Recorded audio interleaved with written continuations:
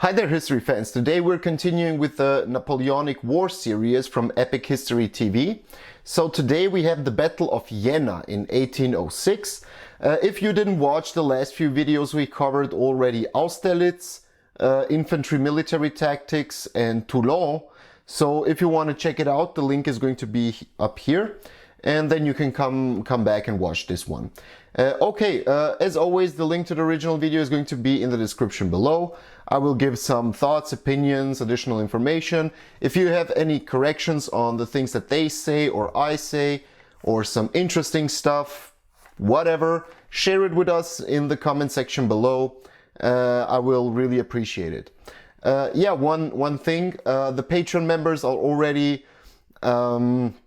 voting on the next project video, so I'm going to inform you in a few days when the time goes out what the new project is going to be.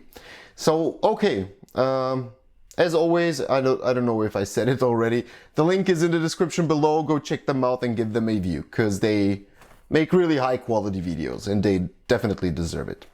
Okay, let's go. Epic History TV History March collaboration, supported by our sponsor, The Great Courses Plus. In December 1805, at the Battle of Austerlitz, Napoleon Bonaparte, Emperor of the French, won a crushing victory against the joint forces of Austria and Russia. Napoleon now dominated Europe, able to hand out spoils as he saw fit. Yep. In February 1806, he sent an army led by Marshal Massena to overthrow the King of Naples, who had dared to side with his enemies, and gave appointed his throne brother. to his own brother Joseph instead. Yep. Another brother, Louis, was made King of Holland. His German allies, Bavaria and Württemberg, were elevated to the status of kingdoms, while Napoleon made himself protector of the Confederation of the Rhine, a new alliance of German states that would contribute 60,000 troops to his army. That's really important, the Confederation of the Rhine, as I said in the last video, because they served as kind of a buffer between him and Prussia, because Prussia wasn't actually officially in war with France back then. But with Jena and the Battle of Jena, they're going to come into a conflict.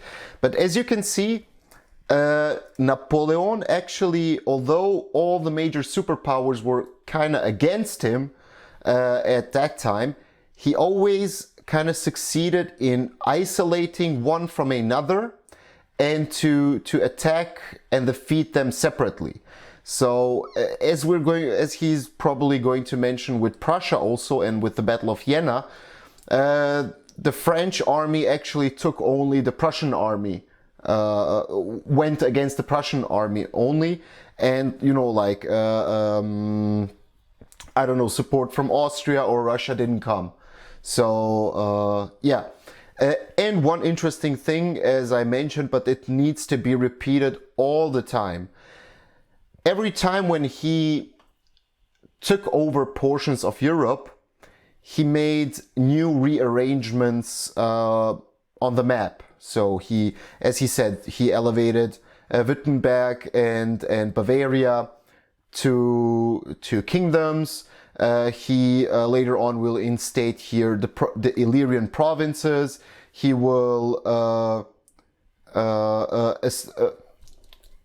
create the Republic of Danzig, the Duchy of Warsaw, and you can see, and in the German lands, he kind of tried to also group all the small duchies and territories into bigger conglomerates, because then it's way easier to control them than if they're separate in small ones. But Hanover is really important for this time period that we're talking about.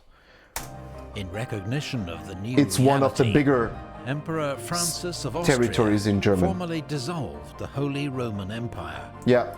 Founded by Charlemagne 1,000 years before, but now without influence or purpose. Austria had been humiliated.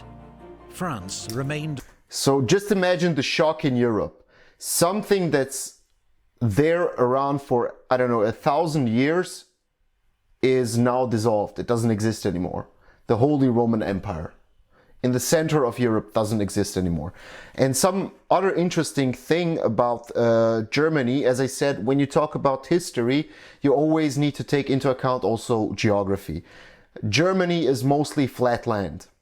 So all the troop movements between Prussia and France could happen more easily. So all the French army, the French army that went through the German lands here and here, they were at Jena just like this. So geography is very important when we talk about history. And Russia. But in the summer of 1806, all eyes were on Prussia.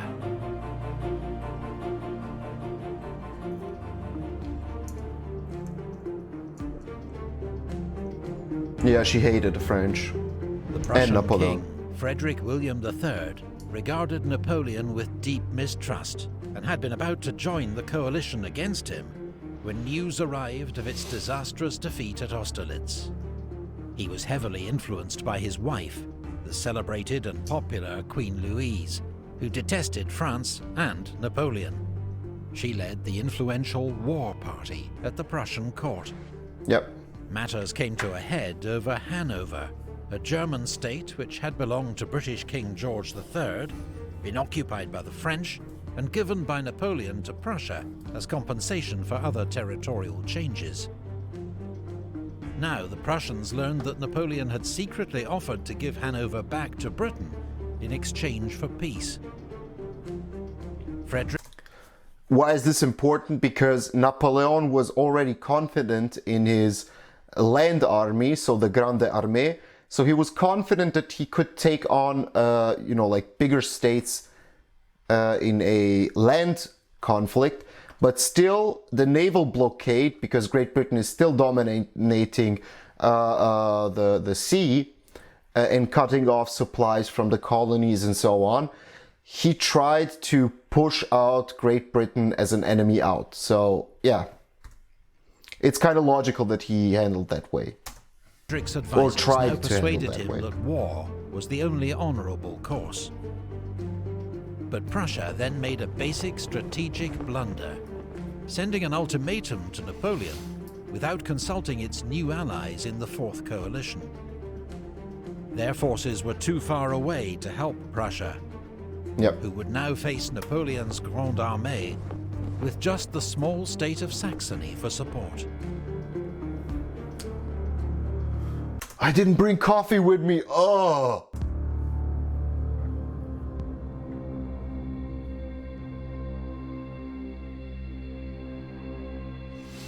In 1806, the Prussian army had a fearsome reputation that dated back 50 years to the reign of Frederick the Great.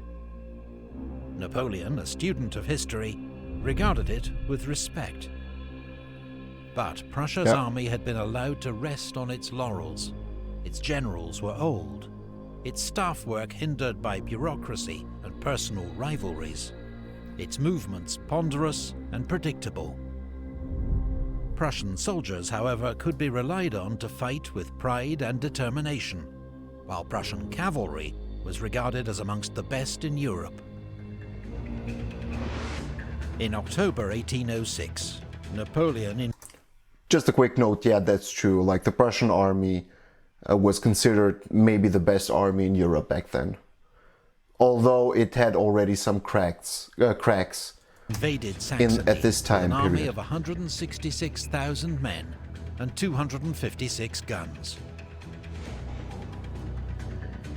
Advancing in 3 columns, the French crossed the mountain forests of the Thüringer Wald, along roads carefully reconnoitred by scouts and spies.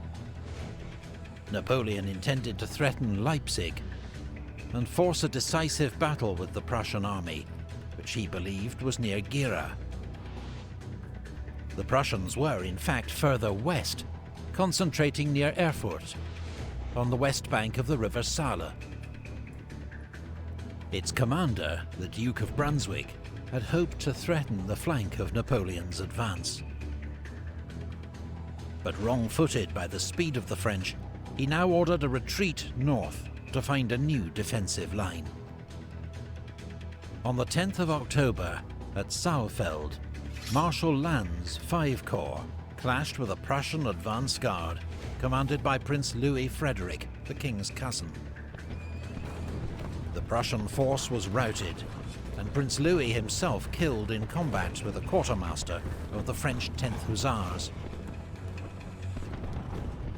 3 days later, Lannes made contact with a large Prussian force near Jena and sent news to Napoleon.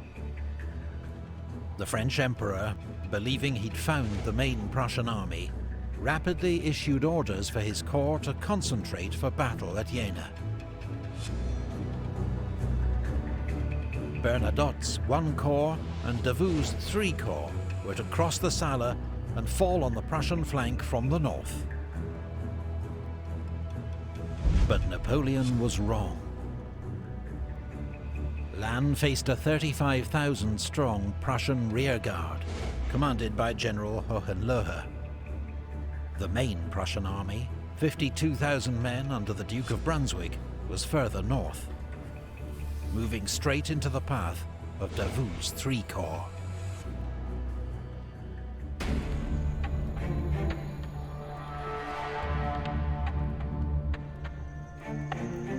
Yeah. The Battle of Jena began at 6:30 a.m. on the 14th of October, in thick fog. Marshal Lannes' 5 Corps already had a toehold on the plateau west of the town and river.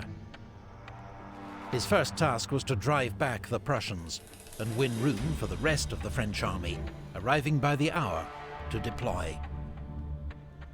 His infantry led the way, and fierce fighting broke out for the villages of Cospeda, Closewitz and Lützeroda. Meanwhile, Augereau's 7 Corps advanced through a ravine, emerging onto the plateau on Lannes' left flank, while Soult's 4 Corps climbed steep tracks to form on his right. Napoleon joined Lannes in the centre of the battlefield, organising a 25-gun battery to support the attack on Vierzehnheiligen.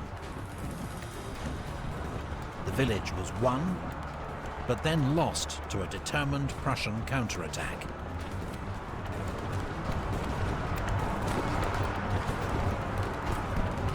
On the right, around 10 a.m., Soult's infantry secured Closewitz, but was counterattacked on its right flank near Rödigen.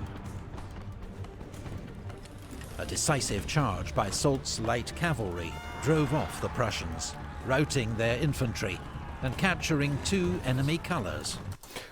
The white flag kind of remembers me of Rome Total War or the Total War series in general.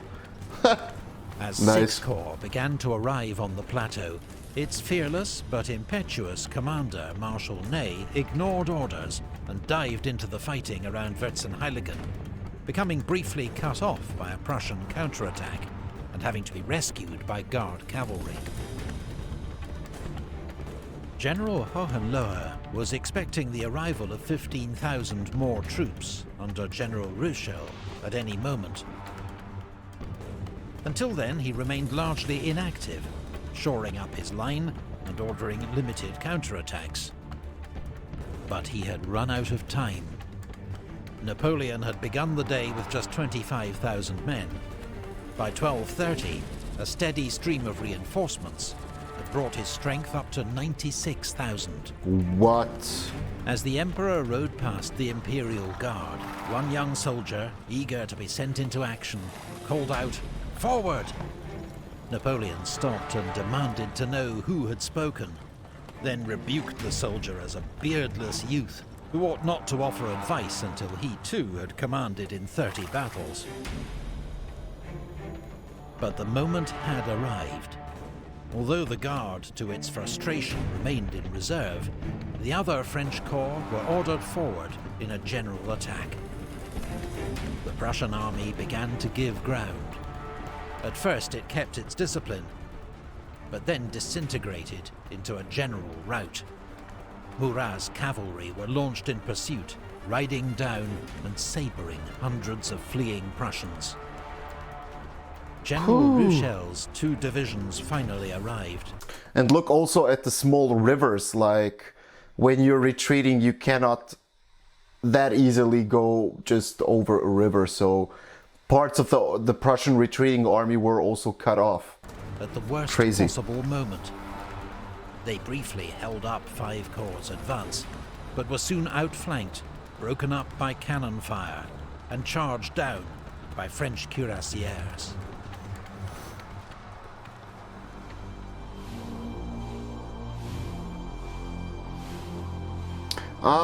He didn't believe that his general won the battle.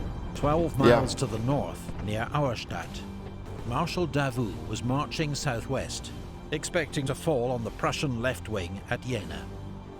Instead, he encountered the Duke of Brunswick's main Prussian army, heading north to take up new positions. Davout's 3 Corps, 27,000 men and 48 guns, was about to face odds of 2 to 1. While Bernadotte's 1 Corps, which had orders to support Davout, was nowhere to be seen. Davout, nicknamed the Iron Marshal, showed no signs of alarm. He formed his 1st Division into a defensive line centered on the village of Hassenhausen, his infantry forming squares to repel a series of cavalry charges by General Blücher's advance guard. Just a quick question on you guys who are watching. This is the first time the question comes into my mind. But what happened to those people who were living in those small villages? Were they kind of allowed to evacuate before a battle occurred in their village? Or were they still stationed in the village while the battle was happening? You know, like, did the army kind of evacuate them before everything started, if they knew, like, we're going to fight for this and that village, or did they just keep them? If you know the answer, I would be really interested. His other 2 infantry divisions arrived to strengthen the line, standing firm in the face of repeated Prussian attacks. But Prussian movements were slow and poorly coordinated, nor did they use their numerical advantage to try and outflank Davout. At a crucial moment, the Duke of Brunswick was shot through the eyes, a wound that proved fatal. King Frederick William himself took command. Several Prussian units remained uncommitted, but the king, convinced he faced the main French army under Napoleon, dithered. Around 12:15, Marshal Davout counterattacked. The Prussian army turned and fled. Davout had won a stunning victory against the odds, but at a heavy price. His corps suffered 25% casualties. 1 man in 4. 28,000, and from those 28,000, 7,000 casualties. But I think that they're probably counting the one that have fallen and the one that were injured or not capable to continue with the campaign or the battles. Killed or wounded. Yeah. While inflicting twice as many losses on the Prussians. Oh.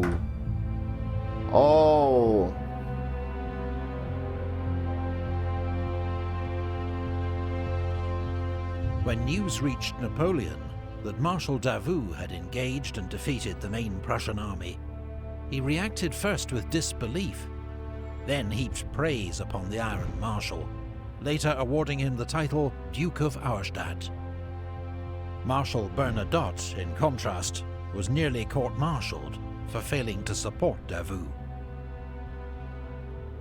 Napoleon's army began a masterful pursuit of the beaten Prussians, giving them no time to regather their strength. Yeah, and as he explained in the infantry tactics with Napoleon, he made such reforms that his units were highly mobile in comparison to other European armies. So the chasing down of the routing enemy army was pretty effective for Napoleon to cut down slices of the enemy army even more and more. Yeah. 2 weeks after the twin battles of Jena-Auerstadt, Napoleon's troops, led by Davout's heroic III Corps, entered Berlin. The next day, General Hohenlohe surrendered at Prenzlau. At Lübeck, General Blücher and 20,000 Prussians were driven out of the city in heavy fighting and forced to surrender, while 25,000 Prussians besieged at Magdeburg surrendered to Marshal Ney. One interesting thing, bear with me, with Napoleon entering Berlin, he and some of his generals went to the grave of Frederick the Great. Frederick the Great, as a Prussian leader, he was highly regarded throughout Europe during his age and afterwards by the enemies and also by the allies. So he was considered a great strategic general, whatever, leader, but also a highly capable statesman. And after Napoleon took Berlin, he and his generals went to the grave of Frederick the Great, and Napoleon actually ordered them to take down their heads while they're entering the tomb. So he had high respects, let's say it that way, for Frederick the Great and for the Prussian army in general. Prussia's army had been devastated by a Napoleonic blitzkrieg. In Once just again, 33 days, a big Prussia shock had for lost whole Europe. 20,000 dead, 140,000 prisoners, 800 guns, and 250 standards. I always say that those numbers are huge. Those numbers are huge for that time. Those numbers are huge. It was a humiliation that proud Prussians like General Blücher would neither forget nor forgive. Unlike Saxony, King Frederick William refused to make peace with Napoleon. He continued to hold out in East Prussia, trusting in the approaching Russian armies to rescue his kingdom. Despite another glorious victory for Napoleon and the Grande Armée, the war was not won yet. Napoleon Bonaparte was one of the greatest military commanders of all time. But who were some of the worst? Find out with the Great Courses Plus lecture series, history's great military blunders and the lessons they teach. Sponsor a litany time. of poor leadership, misconceived strategy and overconfidence. Even Napoleon himself makes an appearance. You can watch the entire course as part of a free trial with the Great Courses Plus, an on-demand video subscription service featuring more than 70 history courses taught by top academics. Watch on your TV, laptop or phone wherever you are at a time to suit you. And they don't just do history. In all, there's more than 10,000 lectures covering every topic from science, maths and philosophy to cookery and personal development. Neil deGrasse Visit Tyson. greatcoursesplus.com/epichistorytv or click on the link in the video description below to start your free trial today. And their Patreon members also. Thanks to the YouTube channel History March for creating the battle map and animations. And as always, to all our Patreon supporters who made this series. Yeah, a big shout out to their sponsors and also to their Patreon members. When I started, I didn't know, like you always hear that a creator does a big thank you at the end of the video or at the beginning for Patreon members, but it really kind of, it's not that much about the financial aid that you gain, but you know, like, it feels kind of good that somebody's willing to chip in a buck or two because they believe in your projects and videos and so on. So yeah, once again, a great video. The original link is going to be in the description below. Go give them a view and a like. Give your additional information, interesting stuff that you know, corrections, whatever, in the comment section below. I will appreciate it, and our community is definitely going to appreciate it. If you want to be a part of our community, just hit the subscribe button and the notification bell so that you don't miss out new videos when they come out. Yeah, so the Battle of Jena, as I said, sent a big shockwave throughout Europe. Why? Because the main naval power in Europe was always considered, you know, like Britain, but there was, you know, like a little bit of Spain, and then you have France, but everybody kind of knew that, you know, like, Great Britain is a naval power in Europe. Okay. And then you have the ground army, so the continental fighting armies and so on.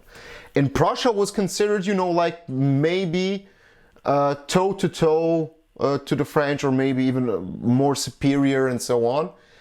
But as he explained, the Prussian army at that time already had some cracks in their infrastructure, supply lines, staff, tactics, and so on.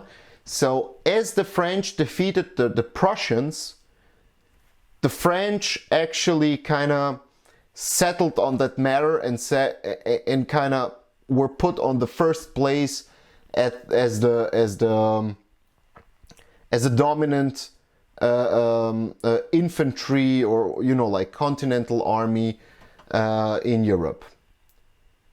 So yeah, very interesting video. Okay, once again, I hope you liked it. I'm interested in the next parts of the series, and also about what our patrons are going to decide which project is going to be next. So yeah, until next time, see ya.